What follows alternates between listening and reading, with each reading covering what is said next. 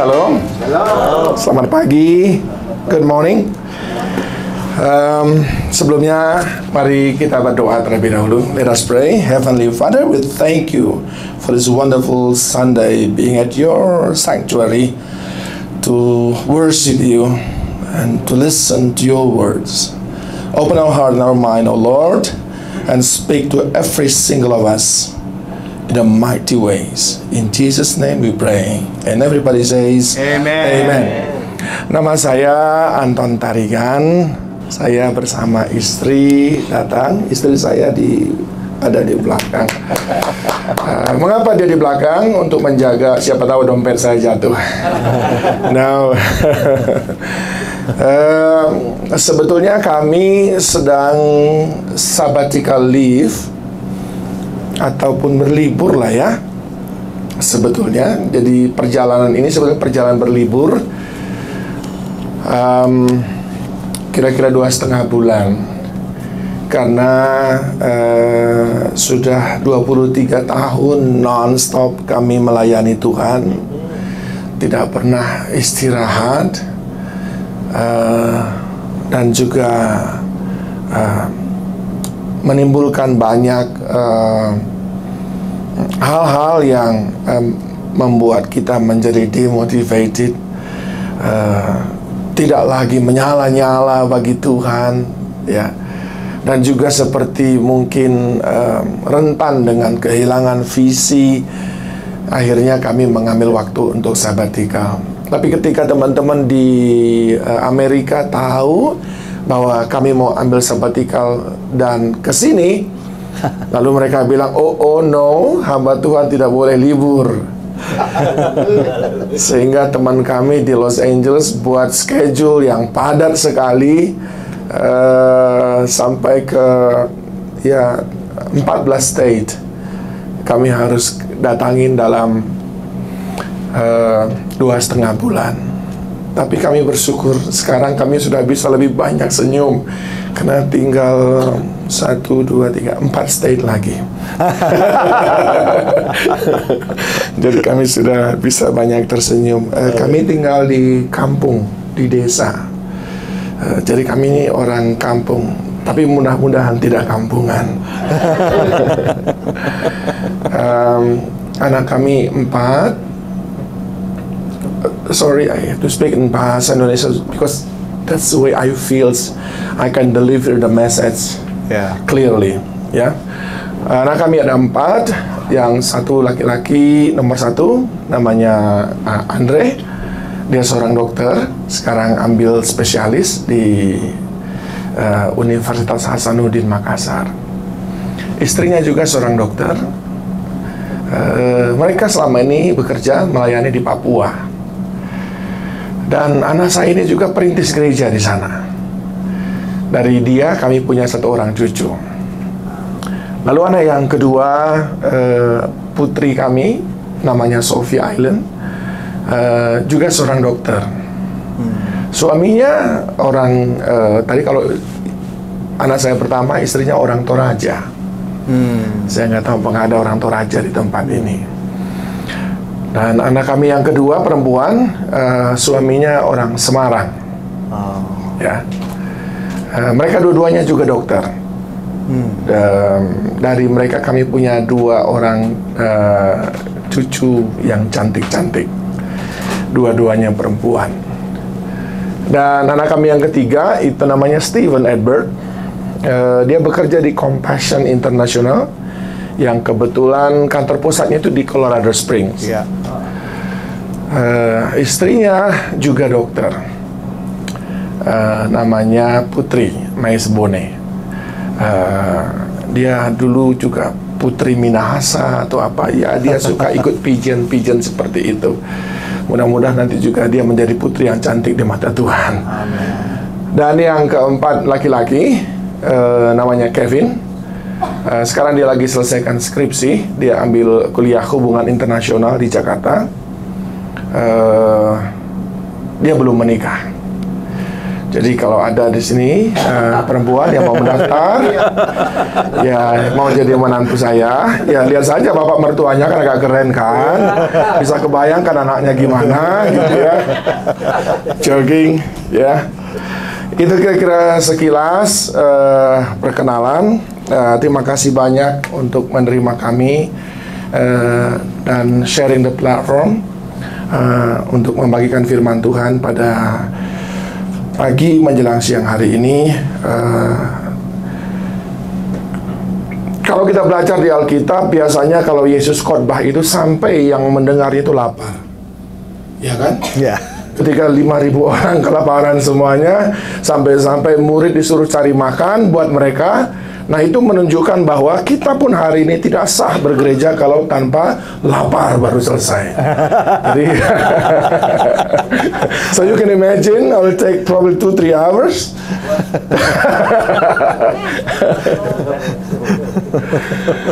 Okay, simple message this morning, the promise keeper. The promise keeper. Itu yang ingin saya perkenalkan kepada saudara. Maybe in your mind you have a certain definition about Jesus. Tentu saja ada begitu banyak identitas Yesus Kristus. Tapi pada pagi hari ini saya ingin memperkenalkan Yesus Kristus itu sebagai seorang yang the promise keeper. Sesuatu yang sebetulnya pada zaman sekarang susah untuk kita temui. Berapa banyak di antara saudara yang pernah dikhianati? Kalau di Indonesia dikatakan di PHP. PHP, nggak tahu ya, pemberi harapan palsu. Itu PHP ya. Nanti bilang ya sama istri apa, kamu PHP-in saya ya, gitu ya. Kalau dia nggak pegang janjinya. Kamu PHP-in. Ya. Jadi begitu banyak kita memiliki pengalaman bahwa kita di PHP, diberi harapan palsu. Why? Karena bagi dunia itu, second slide please.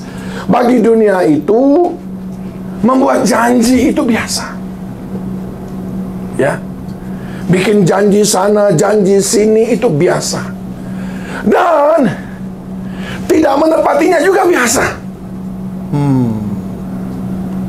Biasa bagi orang nggak tepatin janji kepada Tuhan, nggak tepatin janji kepada sesama. Berapa banyak yang saudara kenal ketika dia di rumah sakit meregang nyawa, dia bilang, "Oh Lord, please heal me. Once you heal me, I will devote my life to you." Tapi sesudah sembuh, get stronger and stronger, and then see a lot of opportunity out there, and she or he forgot promise. Berapa banyak orang saling berjanji satu dengan yang lain. Oke, aku pinjam dulu ya, and then aku akan kembalikan 2 minggu lagi. 3 bulan purnama berlalu, dan juga tidak kembali. See?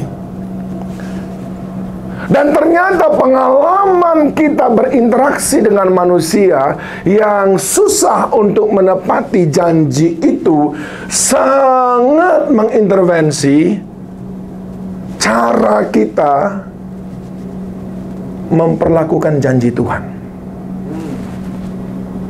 Sebab whatever you used to, it become meaningless. Dengan apa saja yang saudara lakukan, kalau sudah terbiasa dengan hal itu menjadi biasa-biasaan.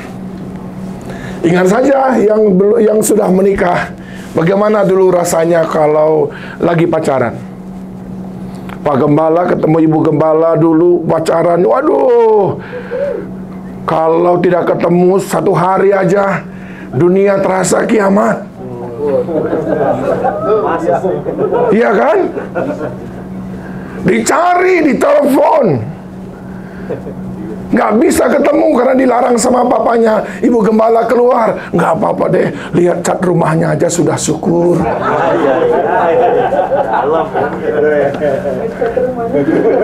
Ngecat rumahnya juga nggak apa-apa. But what happened today? Menjadi biasa. Menjadi biasa. Nah, kalau kita selalu berinteraksi atau mengalami sesuatu menjadi biasa. Saudara dulu pergi datang pertama sekali ke Denver ataupun ke Amerika, susah nggak makan makanan orang Amerika? Susah nggak? Susah nggak pakai toilet orang Amerika? Ngerasakan bagaimana susahnya aku sekarang?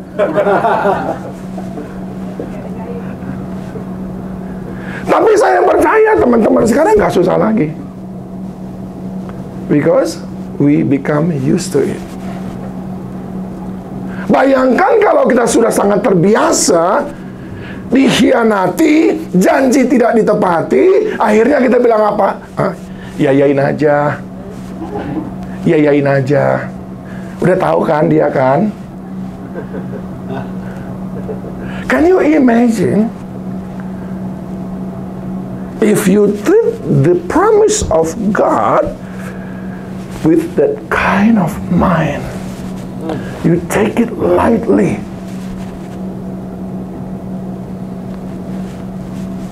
Itu sebabnya message ini penting sekali bagi kita ketika kita baru saja melewati Paskah.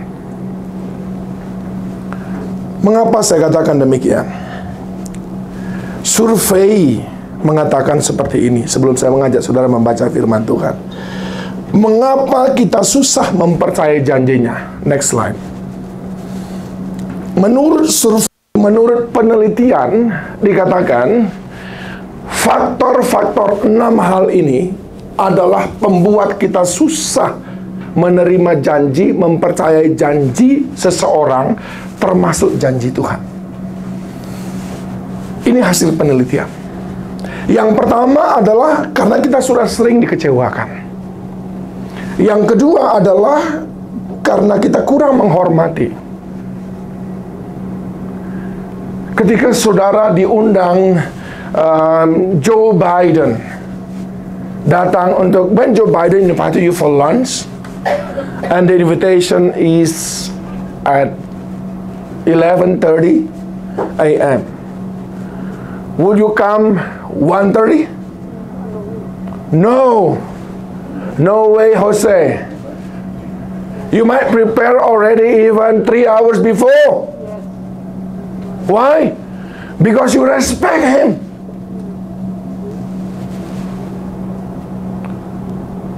Ketika hula-hula kita mengundang kita acara, dia bilang datang ya. Hari ini kita datang. Saya mau kumpulkan pohopu semuanya. I would like to give them blessing. Sebab aku nggak tahu umurku berapa lagi. Datang kita ketemu makan malam jam 6. Would you come at 8 p.m.? No, of course not. Because you respect your hula-hula.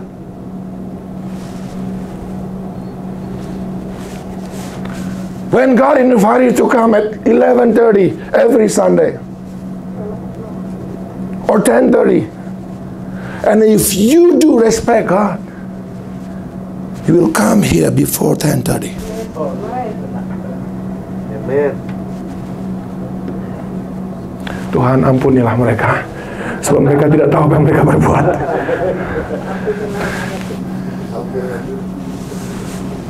Jadi kita itu susah mempercayai, committed dengan janji kita karena we less respect. Yang ketiga karena ego kita. We always have reasons. We always have excuse. Aduh, sorry, aku lupa mengembalikan cangkulnya loh. Sibuk banget 1 minggu ini. Waduh, ada aja alasannya. Emang orang lain gak sibuk? Dan yang keempat adalah kita menyesuaikan dengan lingkungan. Lingkungan kita sangat menentukan siapa kita. Seorang filsuf berkata, show me 5 of your very close friends and I will tell you your future. Think about it. With whom you close to, it will define your future. Because they will interfere your life. Itu sebabnya Paulus berkata, pergaulan yang buruk merusakkan kebiasaan yang baik. Dan akhirnya ketika kita balik ke Indonesia lah ya, negeri tercinta. Betapa banyaknya orang yang janji acara jam 11, meeting jam 11, datangnya jam setengah 1. Molor terus, apa-apa molor. Bahkan ibadah gereja pun banyak molor. Pagi tadi saya meeting, saya kumpulkan 2 orang pastor di salah satu gereja cabang kami. Kami mengembalakan 5 gereja dengan jemaat kurang lebih 2.000 orang. Dan kalau seperti ini saya jauh, saya memonitor gereja itu lewat streaming. Satu cabang kami saya monitor, mereka terlambat 7 menit memulai ibadah. Langsung saya briefing pagi tadi. Why? Are you going to say, well, it's only 7 minutes. It's not about the 7, 10, 11. No. It's about commitment to the Lord. It's about respect to the Lord. Amen. Nah, yang berikutnya adalah merasa lebih mampu, dan yang terakhir adalah kurang memahami. Sering sekali kita kurang memahami. Kalau kita itu tidak keep promise dengan orang lain, it can break their hearts. Sering sekali kita nggak paham itu. Suami kadang-kadang, oke deh, ntar aku beliin ini deh. Tapi dia take it lightly. Dia berpikir, dia nggak tahu yang sudah diomongin itu bagi istrinya itu it's really meaningful. Tapi kita sering lupa, sehingga kita memperlakukannya dengan sembarangan. Mari kita membaca firman Tuhan di dalam 2 Korintus 1 ayat 19 sampai dengan 22. 2 Korintus 1 ayat 19 sampai dengan 22. 2 Corinthians chapter 1 verse 19 to 22. I will going to read it in bahasa Indonesia. You can follow in English. Karena Yesus Kristus anak Allah yang telah kami beritakan di tengah-tengah kamu, yaitu olehku dan oleh Silwanus dan Timotius, bukanlah iya dan tidak, tetapi sebaliknya di dalam dia hanya ada ya. Sebab Kristus adalah ya bagi semua janji Allah. Katakan yes. Itulah sebabnya oleh dia kita mengatakan amin untuk memuliakan Allah. Sebab dia yang telah meneguhkan kami bersama-sama dengan kamu di dalam Kristus adalah Allah yang telah mengurapi, memeteraikan tanda miliknya atas kita, dan yang memberitakan Roh Kudus di dalam hati kita sebagai jaminan dari semua yang telah disediakan untuk kita. Nah, saudaraku yang dikasihi Tuhan, Alkitab, next slide please, mengandung lebih daripada 8.000 janji. Your Bible contains more than 8,000 of God's promise. 7,000 of them in Old Testaments and another 1,000 in New Testaments. And we will discuss that one by one. So you can imagine. Ibu Maria senang banget dia, karena dia suka firman Tuhan. Tapi pada hari ini saya hanya ingin menyampaikan janji Tuhan 4 hal saja. Yang pertama itu adalah janji bahwa dia bangkit pada hari yang ketiga, dan itu sudah dia lakukan. Yang kedua, dia memberikan janji bahwa dia memberi penolong dan kuasa. Yang ketiga, dia menyertai. Dan yang keempat, dia akan datang kembali. Nah, saya mau bahas satu persatu dengan cepat. Next slide. Yang pertama, dia berkata dia bangkit di hari ketiga. Sudah digenapi atau belum? Sudah. Sudah ya? Jadi saya tidak perlu buang waktu banyak untuk menjelaskan ini. I just would like you really understand and trust Him that He is the one who keep His promise. Ya, yang pertama apa? Dia bangkit di hari ketiga. Sesuatu yang tidak bisa diberikan garansi oleh siapapun bahwa dia bangkit di hari ketiga, but He fulfill it. Ada nggak di antara saudara yang berani berjanji, nanti aku mati hari ketiga setengah aku bangkit? Tidak. Tapi Yesus janji dan Dia genapi. Dia bahkan berkata apa? Ada tanda Yunus. Sebuah tanda yang akan Dia genapi, dan itu Dia beritahu kepada murid. Dia bilang di dalam Yohanes pasal 14, don't trouble your heart. Jangan gelisah hatimu. Sebab pada waktu itu murid-murid begitu gelisah hatinya, membayangkan guru yang selama ini menyertai dia. Apa sih yang nggak dibuat Yesus kepada mereka? Semuanya. Mereka lapar, Yesus berikan makan. Mereka ketakutan, Dia mengambilkan lautan, Yesus diamkan lautan. Orang lain mengelola murid, Yesus yang menghadapi mereka. Lalu sekarang ada berita, Dia akan pergi. Cara Yesus menenangkan hati muridnya, Yesus berkata, aku akan bangkit di hari yang ketiga. Ya genapi nggak? Digenapi olehnya. Yang kedua, saudaraku, Dia juga berkata kepada murid bahwa aku akan memberikan seorang penolong. Jangan khawatir, kamu tidak akan kutinggalkan yatim piatu, tapi aku akan berikan kepadamu seorang penolong yang lain. Lalu Dia berikan itu, saudaraku. Dia genapi. Siapa itu penolong itu? Holy Spirit, the Comforter. Ketika Dia berjanji, aku berikan Roh Kudus kepadamu. Diulangi lagi di dalam Kisah Para Rasul pertama ayat yang ke-8. Dan itu yang membuat murid akhirnya mampu mengatasi berbagai macam tantangan di dalam pelayanan. Karena mereka disertai dengan penolong. 2 janji Tuhan kepada murid sudah Dia genapi. Sekarang Dia janji yang ketiga. Dia berkata, dan aku akan menyertai kamu. Janji itu diucapkannya dalam Matius 28 ayat 20 sebelum Dia naik ke surga. Dan ketahuilah, aku menyertai kamu senantiasa sampai kepada akhir zaman. Tuhanlah yang menyertai saudara sehingga saudara ada di tempat ini pada hari ini. Apa maknanya ini bagi kita? Dari sejak awal, from the very beginning, what did angel says to Maryam when angels asked Maryam to accept the plan of God that Maria akan mengandung? Lalu malaikat bilang apa? Beri nama Immanuel. Allah beserta kita.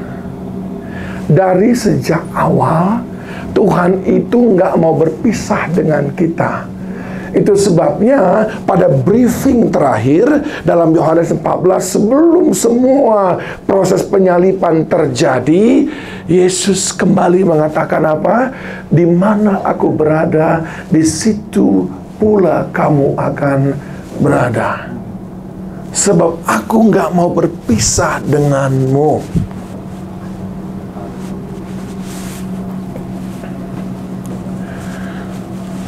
Tingkat bunuh diri semakin hari semakin meningkat.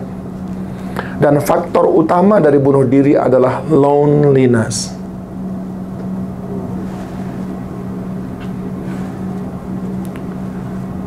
Mengapa ada perasaan lonely? Sebab kita tidak merasa ada yang menemani. Sebab kita tidak merasa ada orang yang care, yang peduli terhadap kita. Sebab kita tidak merasa bahwa ada selalu yang menyertai hidup kita. Kita selalu berpikir, I have to solve my problem by myself.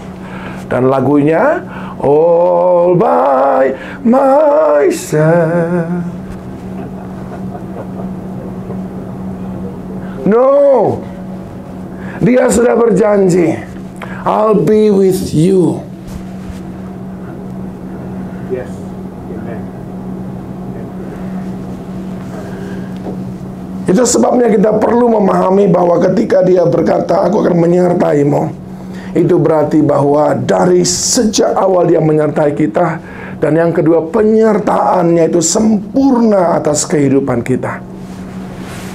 Seorang anak kecil umur 8 tahun, hari itu dia menerima undangan dari temannya untuk birthday party.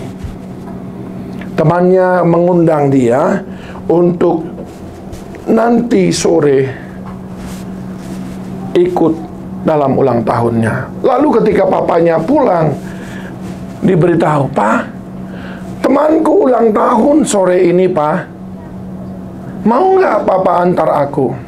Papanya bilang mau. Jam berapa? Kata papanya. Acaranya jam 6, Pak. Oke. Kalau begitu kita berangkat jam berapa? Kata papa. Anaknya bilang, kalau bisa kita berangkat jam 5, Pak. Karena rumah itu jauh dari sini. Papanya bilang oke. Anaknya bilang, are you sure, Papa? Karena jam 5 biasanya adalah jamnya Papa take a nap. Karena Papa pulang jam 4 sore, biasanya Papa istirahat sebentar kan? Before dinner. Papanya bilang, it's fine. Kita berangkat jam 5. Lalu, tiba waktunya, papanya beritahu anaknya, it's almost 5. Are you ready? Anaknya berkata, yes, Papa. Let's go. Sebelum berangkat, anaknya bilang, Papa, let me give you some clue, some hints. Ini rumahnya jauh, Papa. Dari 1 jam perjalanan. Nanti, kalau sudah 30 menit kita jalan, aku mau kita stop. Aku mau ke toilet, mau ke restroom. Dan aku tahu tempatnya, Papa. Yang di tempat yang biasa Mama ajak kita ke sana. Papanya bilang, oke, nggak masalah. Lalu dia bilang, Papa, kalau nanti kita sudah mau dekat rumahnya, Papa harus pelan-pelan. Karena di situ nanti ada jembatan yang rusak. Papanya bilang, oke, fine. Malah berjalanlah mereka. Anaknya digoncengan. Ini naik sepeda motor, saudara. Jalan mereka, jam 5 pas. Berangkat. Sebelum jam 5, papanya sudah standby. Lalu mereka jalan. Diam sejenak. Lalu mendekati 30 menit perjalanan, anaknya bilang, Papa, don't you remember? I need to go to restroom. Papanya bilang, oh ya, sure. Kita akan berhenti 2 menit lagi. Kan belum setengah jam. Pas setengah jam. Tiba di tempat itu. Mereka berhenti. Anaknya ke restroom. Mereka lanjutkan perjalanan. Anaknya banyak bertanya, Papa, kalau sekiranya hujan nanti bagaimana? Tenang, Papa ada jas hujan di bawah jok tempat sepeda motor ini. Oke. Papa, kalau sekiranya nanti macet bagaimana? Enggak apa-apa. Papa tahu jalan pintas. Papa, kalau sekiranya nanti ada orang kecelakaan di jalan yang menghalangi jalan kita, papanya bilang, nggak apa-apa. Jangan khawatir. Papa tahu lewat mana kita supaya terhindar dari macet itu. Lama berjalan. Tiba-tiba papanya nggak dengar lagi suara apa-apa. Dia takut anaknya tertidur. Dia tanya, Santi, kok kamu diam? Santinya bilang, Papa, you know everything, and I trust you. I don't have to worry about anything.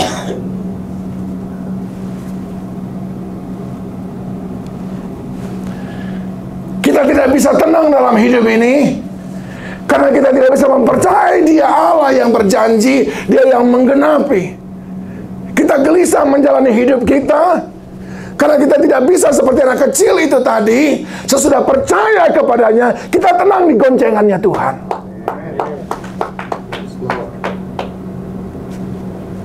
Kegelisahan yang tidak penting selalu sekali kita bawa kemana-mana.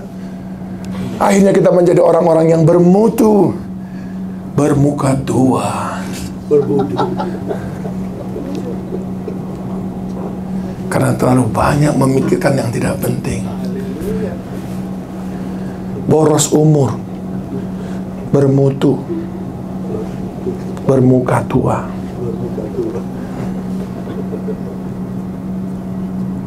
Tenang, trust Him, because He knows everything, and He will fulfill His promise. Amin. Amin. Tenang. Kesibukan Tuhan yang utama adalah bukan menghitung berapa dosa pelanggaran saudara, tapi kesibukan Tuhan yang utama adalah making sure bahwa engkau tenang dalam kepak sayapnya. To calm your heart. That's the first His business. Bukan menghitung, ini anakku Vanda, ini kemarin dosanya ini. Oh, ini anakku Stume yang kemarin dosanya ini. Oh, sebel banget deh. Enggak. Kesibukan Tuhan yang pertama itu, bagaimana kita merasa tenang berjalan bersama dengan Dia. Tepuk tangan bagi Tuhan Yesus Kristus. Nggak percaya? Keluaran 19 ayat 5 berkata, kita adalah anak kesayangannya. Amin. Yang kedua, Ulangan 32 ayat 10 berkata, kita adalah biji matanya. Dan yang ketiga, Yesaya 43 dia berkata, engkau adalah berharga, mulia, dan aku ini sangat mengasihimu. Nilai saudara di mata Tuhan tidak pernah decrease. Nilai dolar currency boleh saja berubah-ubah, tapi nilai saudara di mata Tuhan tidak ditentukan saudara itu sedang berjalan dalam kekelaman, dalam dosa, tidak. Sekalipun saudara lembah kekelaman, rendah lumpur dosa, engkau tetap anaknya yang sangat dicintainya. Tepuk tangan bagi Tuhan Yesus Kristus. Well, itu tadi cuma pengantar aja sih. Dan kita baru mau masuk ke khotbahnya nih. Corrie ten Boom berkata begini. Next slide. Jangan takut akan hari esok yang belum kita ketahui. Karena kita berjalan bersama dengan Allah yang sudah kita ketahui.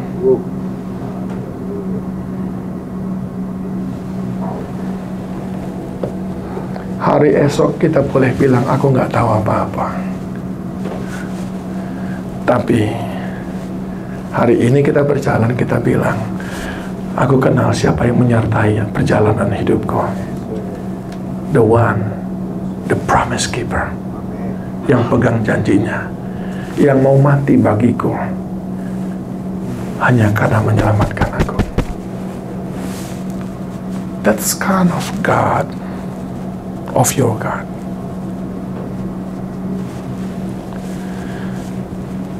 Dan yang keempat, saudaraku, saya akan ambil waktu sedikit di sini, karena ini adalah poin yang penting bagi kita dalam hidup hari-hari ini, bahwa Dia akan datang kembali.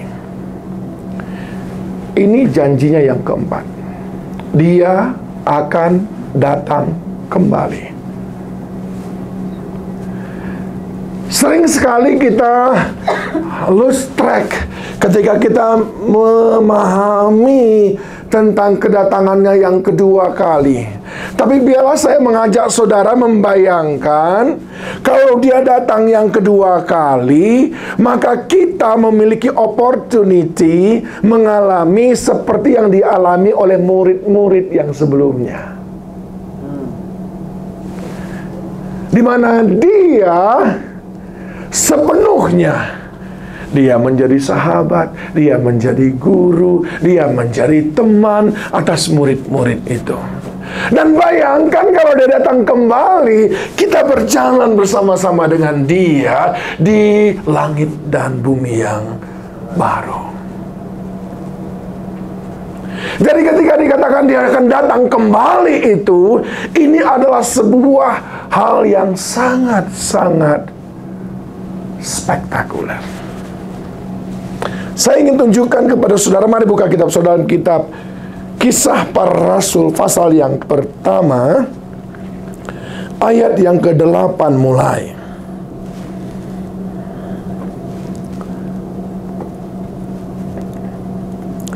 Kisah Para Rasul pasal yang pertama. Dia berkata kepada ke-12 murid, karena waktu itu Yudas sudah digantikan dengan Matias. Tapi sayang sekali kita tidak pernah mendengar cerita tentang Matias. Mengapa? Yaitu orang yang kurang berprestasi yang nggak dicatat.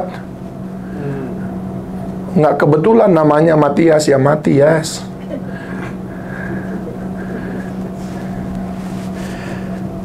Tetapi kamu akan menerima kuasa kalau Roh Kudus turun ke atas kamu, dan kamu akan menjadi saksiku di Yerusalem dan di seluruh Yudea dan Samaria dan sampai ke ujung bumi.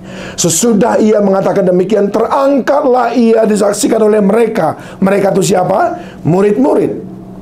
Dan awan menutupinya dari pandangan mereka. Kitab Korintus berkata, yang menyaksikan ini adalah lebih daripada 500 orang yang menyaksikan bahwa Yesus terangkat ke surga. Berapa banyak saudara yang sudah pernah ke Yerusalem? 1, 2, 3, 4, 5. Dan saudara pasti berkunjung kemarin ya, ke gereja di mana diyakini Yesus terangkat ke surga, dan di sana ada telapak kakinya divisualisasi. Dan waktu itu berkumpul di tempat itu kira-kira 500 orang yang menyaksikan Yesus tap. Haleluya, haleluya, haleluya. Kira-kira begitu ya. Saya nggak tahu juga dulu lagunya apa, tapi yang jelas bukan lagu anak Medan ya, Pak Hendra.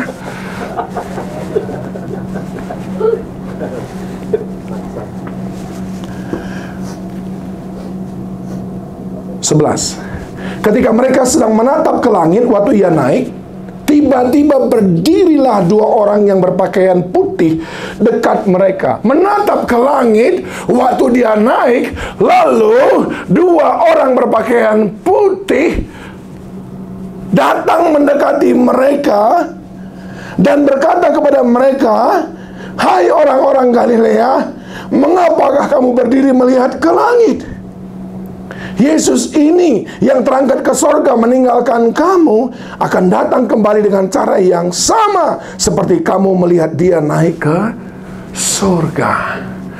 Saya ingin menyampaikan beberapa hal di sini kepada saudara. Ketika murid-murid melihat Yesus naik ke surga, dia menghabiskan waktu menatap dia ke langit dengan terkagum-kagum. Wow, wow, wow, hebat ya. Malaikat bilang, "Hei, bangun! Tugasmu sekarang bukan cuma wow, wow, wow, tapi persiapkan diri untuk kedatangannya yang kedua kali. Hei pengikut Kristus, bangun! Tugasmu sekarang bukan cuma menceritakan Yesus itu hebat, tapi persiapkan dirimu sebab dia datang untuk yang kedua kali." Kita terlalu sering hanya berbicara tentang Yesus hebat, Yesus luar biasa, which is good, nothing wrong with that. But more than that, you have to prepare yourself, because He's coming very soon. So don't waste your time. Dan yang kedua adalah makna daripada apa yang terjadi itu. Scenery ini adalah khusus untuk murid-murid. Dulu ada film namanya For Your Eyes Only. James Bond. James Bond, ya. Nah, pemandangan itu tadi for disciples eyes only. Dan malaikat sudah memberikan sebuah hints kepada kita. Yesus ini, ayat 11, yang terangkat ke sorga meninggalkan kamu, akan datang kembali dengan cara yang sama. Artinya apa? Waktu dia datang nanti, dia turun dari surga, yang menyambut dia nothing less, nothing more, only disciple. Hanya murid-murid. Ketika dia naik ke surga, for disciples eyes only. Ketika dia turun dari surga untuk yang kedua kali, for disciples eyes only.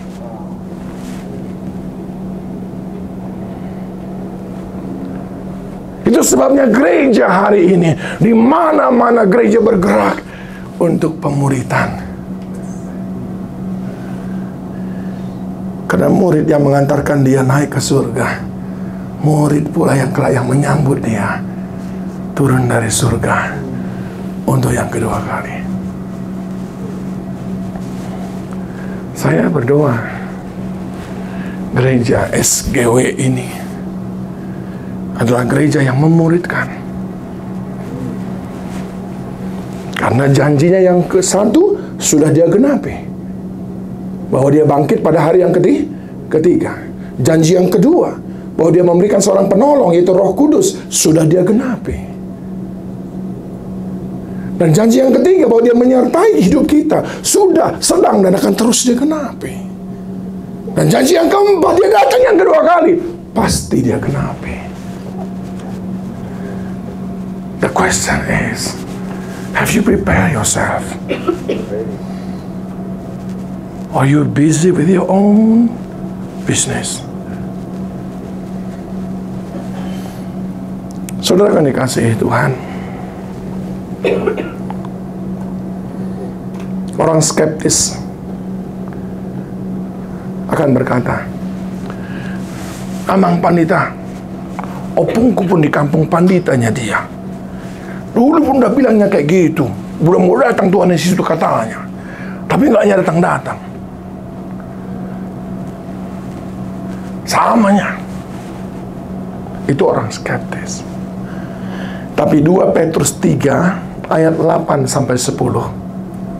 2 Petrus 3, 2 Peter chapter 3 verse 8 to 10. Dia berkata begini, akan tetapi saudara-saudaraku yang kekasih, yang satu ini tidak boleh kamu lupakan, yaitu bahwa di hadapan Tuhan satu hari sama seperti 1000 tahun, dan 1000 tahun sama seperti satu hari. Tuhan tidak lalai. The Lord is not slack concerning His promise. The Lord is not unfaithful. Tuhan tidak lalai menepati janjinya, sekalipun ada banyak orang menganggapnya sebagai kelalaian. Tapi kenapa dia belum datang tuh yang kedua kali? Dia sabar menunggu Pak Raja become a better raja. Dia sabar menunggu saya become a better tarigan. Kita semuanya become a better you, who will be compatible with heaven communities. Dia sabar menantikan kita. Come on. Yang saudara mengerti mungkin selama ini Tuhan itu panjang sabar dan dia selalu sabar. Betul atau tidak itu? Tidak.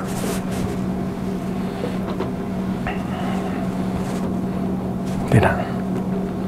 Ada 2 batas kesabaran Tuhan. Okay? Listen to me. Kalau saudara belajar teologi, saudara akan mengerti. Sama ketika orang, oh kita punya kehendak bebas. Tidak. Tidak ada satu pun kita punya kehendak bebas. Yang ada adalah kehendak Tuhan. Nggak ada kehendak kita. Kehendak Tuhan. Jadi Jadi sebetulnya ketika kita mengatakan kita pengikut Kristus, kita sudah tidak menjadi bebas. Paulus bilang apa? Aku ini tawanan Kristus. Kalau masih mau bebas, jangan pengikut Kristus. Karena Kristus Yesus mengikat kita untuk sepadan, selaras dengan Dia all the time. Nah, mau tahu 2 batas kesabaran Tuhan? Mau tahu nggak, Pak? Mau ya? Wani piro. 1.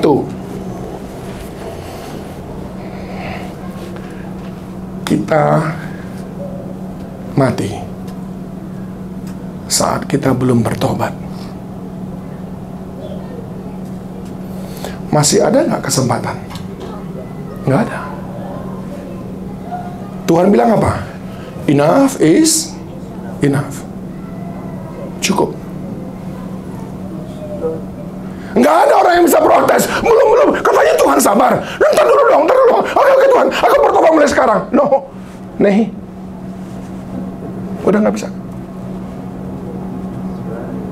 Ada batasnya nggak? Ada. Itu yang pertama. Kita masih berkubang dosa, kita belum bertobat. Saat itu Tuhan berkata, cukup. Son Maradian. Hisedo aleta. Sudah selesai. Bagikan Jabar.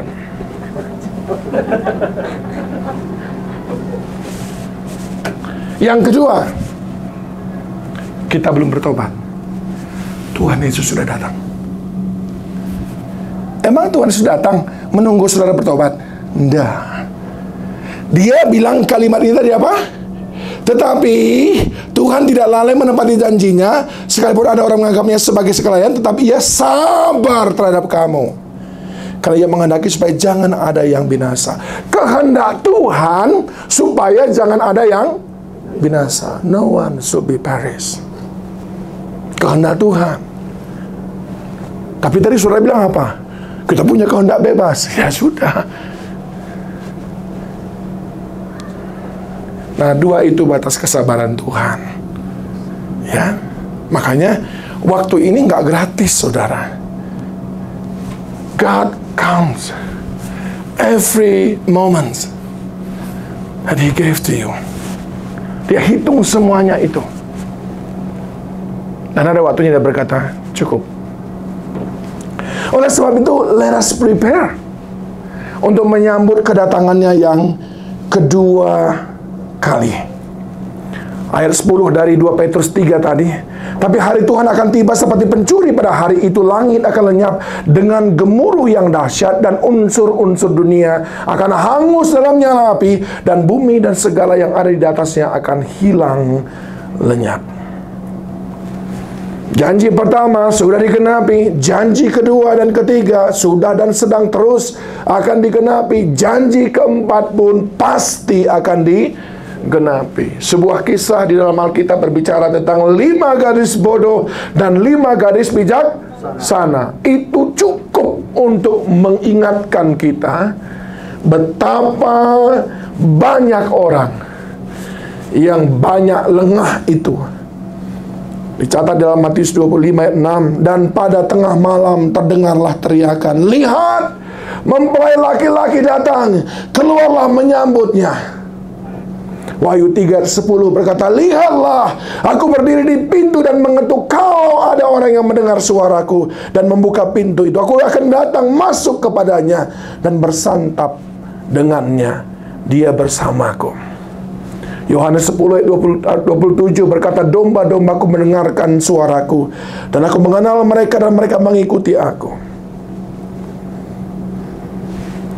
Manusia bukan Allah. Jangan membandingkan manusia dengan Allah. Manusia sering tidak tepati janjinya, tapi Tuhan pasti tepati janjinya. Janji datang tuh yang kedua kali. Teman-teman SGW Denver, janji datang untuk kedua kali, pasti Dia genapi.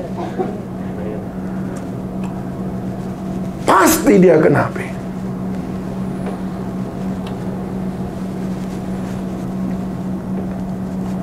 Dari garis bodoh, garis bijaksana itu kita belajar betapa kita perlu memiliki pelita. Pelita menggambarkan hidup yang segambar dengan Kristus. Kristus berkata, akulah terang dunia. Lalu dalam Matius 5 dia berkata kepada kita, kamu adalah terang dunia. For those who imitate the love of Jesus and the life of Jesus,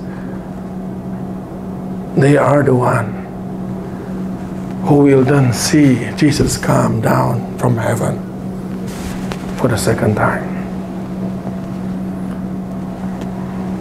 Minyak menggambarkan hidup dalam Roh Kudus, dalam tuntunan Roh Kudus yang sudah Dia berikan kepada kita. Penuh Roh Kudus tidak sama dengan saudara berbahasa roh. Tidak. Penuh Roh Kudus berarti you surrender your life, you let Holy Spirit lead you day by day. Itu orang yang penuh Roh Kudus. Bukan orang cuma gemetar-gemetar, sandal lama, sandal lama, sandal lama. Bukan. Saya banyak berbahasa roh, saudara, tapi bukan sembarang berbahasa roh. Tapi mengizinkan Roh Kudus untuk menuntun kita. Kadang-kadang kita tidak suka melakukan itu, tapi Tuhan melakukan itu dan kita berkata, yes Lord, I obey you because just you ask me to do that, I do it even though I don't like it.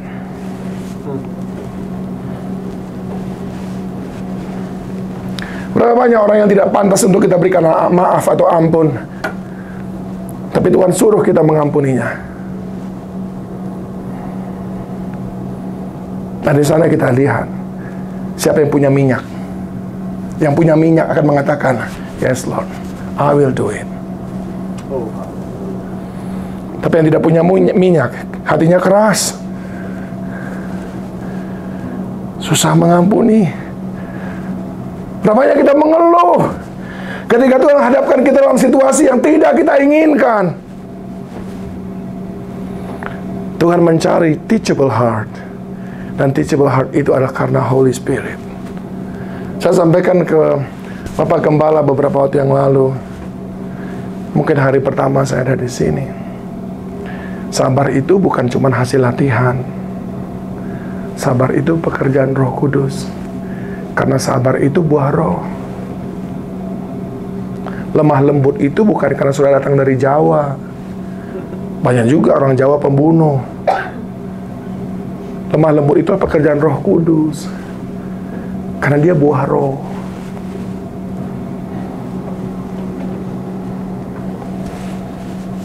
Dan itu adalah murid-murid Kristus. Orang-orang yang hidup di dalam Tuhan.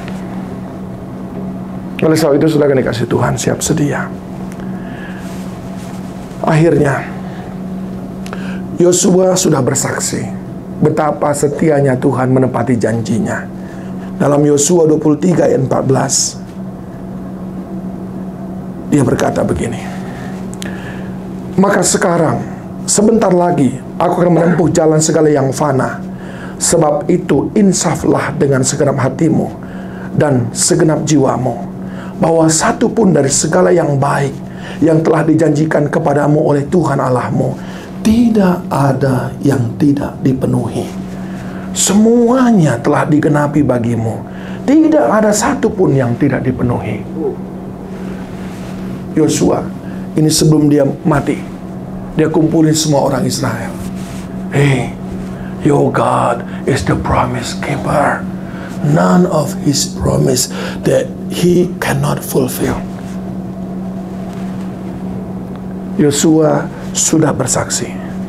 Ayub juga bersaksi dalam Ayub 42 ayat 1-2. Maka jawab Ayub kepada Tuhan, aku tahu bahwa engkau sanggup melakukan segala sesuatu dan tidak ada rencanamu yang gagal. Ayub pun bersaksi. Dia berkata, Allah kita, Allah yang sanggup menepati apapun yang dia janjikan dan tidak ada yang dia rencanakan gagal. Yang ketiga, Daud bersaksi Dia berkata dalam Mazmur 37 ayat 25 sampai 26, dahulu aku muda, sekarang telah menjadi tua, tapi tidak pernah kulihat orang benar ditinggalkan, anak cucunya meminta-minta roti, tapi tiap hari ia menaruh belas kasihan, memberi pinjaman, dan anak cucunya menjadi berkat. Amin. Along the way of experience of my life, I never see the God that cannot fulfill His promise, even for my grandchildren.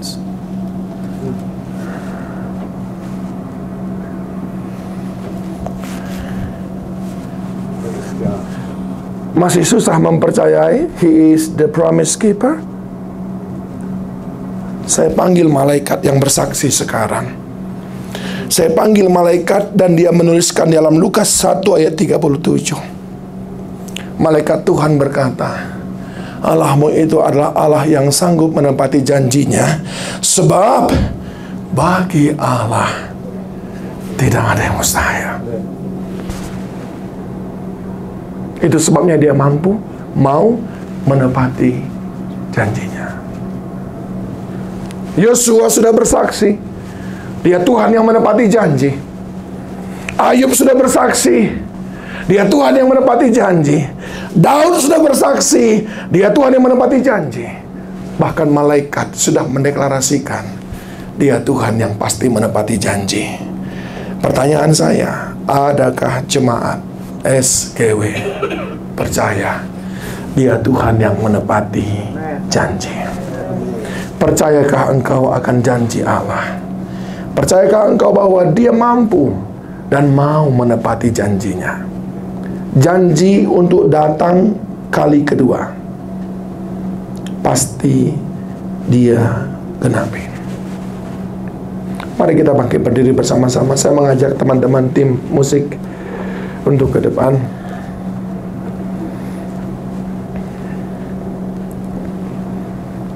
Your God is the promise keeper.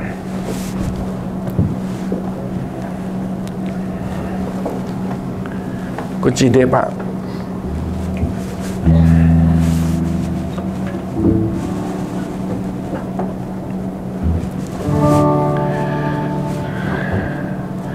Coba renungkan sejenak.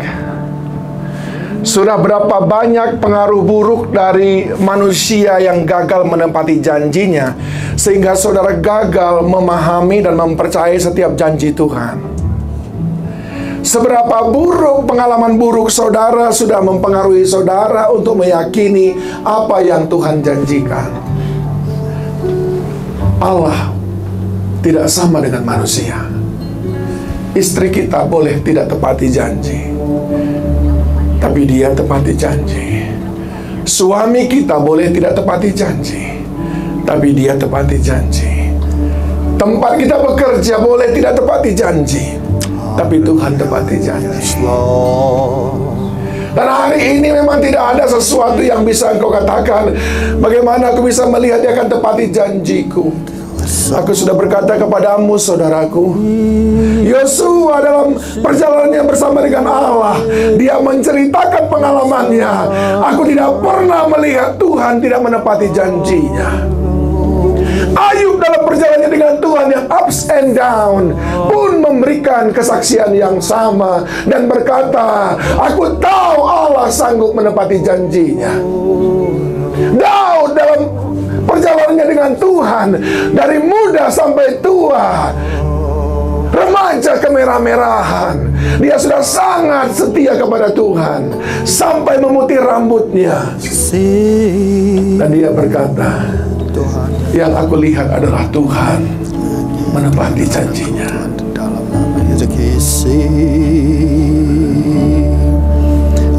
Apakah ada yang kau ragukan, khawatirkan dalam hidupmu saat ini? Apakah karena anakmu yang tidak seperti engkau inginkan, sudah lama engkau doakan, dan belum juga seperti yang engkau mau, dan seakan-akan Allah tidak menepati janjinya? Apakah pekerjaanmu, ekonomi rumah tanggamu, atau kehidupan rumah tanggamu? No, He will keep His promise. Dia sudah melakukan itu, dan Dia akan melakukannya lagi.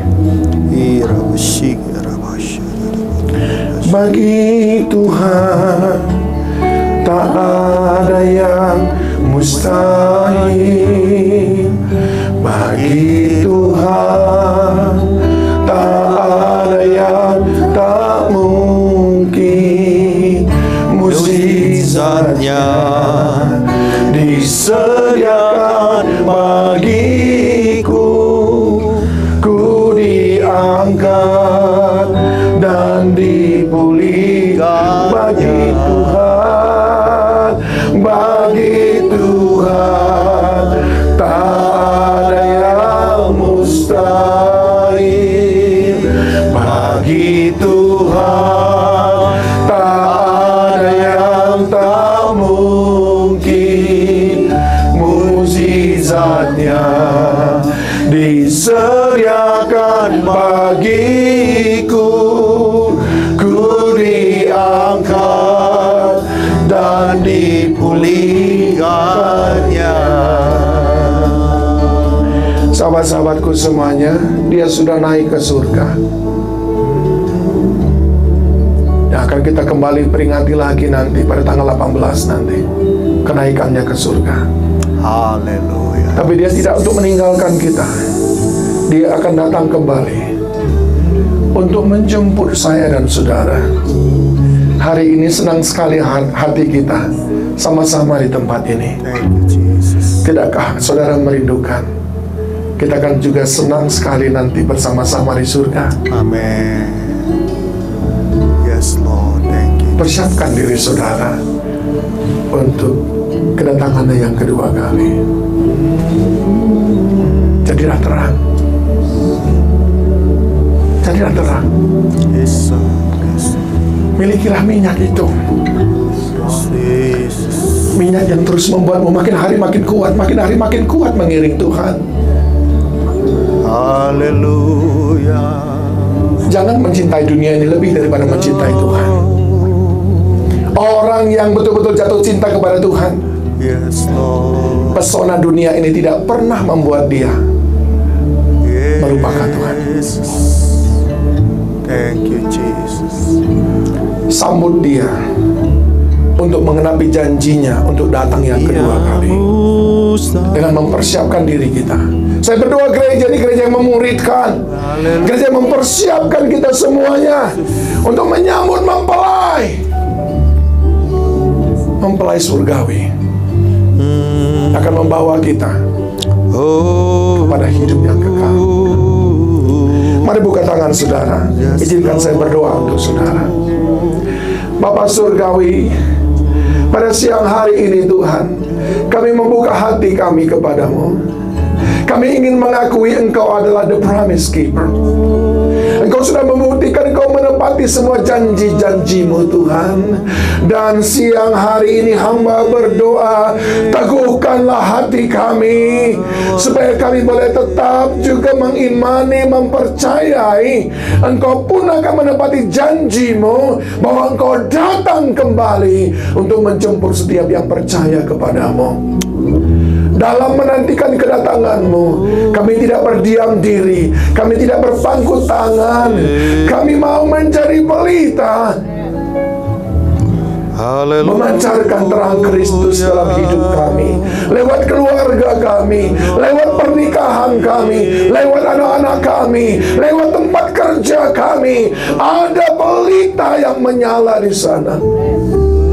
Dan kami membutuhkan terus minyak yang baru yang datang daripadamu Tuhan. Kekuatan yang supranatural daripada Roh Kudus yang menguatkan kami, memampukan kami. Berkatilah umat-Mu ini ya Bapa. Jangan izinkan kami menjadi orang-orang Kristen yang suam-suam kuku. Jangan izinkan kami hanya sekedar beragama tapi tidak memiliki Yesus Kristus. Jangan izinkan mata kami hanya tertuju dan mentok memandang dunia ini, tapi biar kami melihat kemuliaan surgawi yang Kau janjikan bagi setiap kami Tuhan. Berkatilah setiap umat-Mu yang Kau kasihi ini. Berkati Bapak Gembala dan Ibu Gembala beserta dengan seluruh tim penggembalaan. Engkau memberikan mereka bahu yang kuat Tuhan untuk menanggung segala beban. Engkau memberikan mereka kaki seperti kaki rusa yang boleh terus berjejak di bukit-bukit bahkan yang terjal sekalipun, sebab kekuatan dari tempat Maha Tinggi Kau limpahkan kepada mereka. Berikan mereka hati Bapa Tuhan untuk membimbing jiwa-jiwa ini, untuk membimbing umat-Mu ini, sehingga kami tidak hanya berfellowship di sini tapi juga di surga kelak. Yes, Lord. Bersama-sama dengan Tuhan Yesus Kristus. Amin. Terima kasih Tuhan. Ini doa kami dalam nama Yesus Kristus kami berdoa. Sama-sama kita katakan amin. Silakan duduk saudaraku.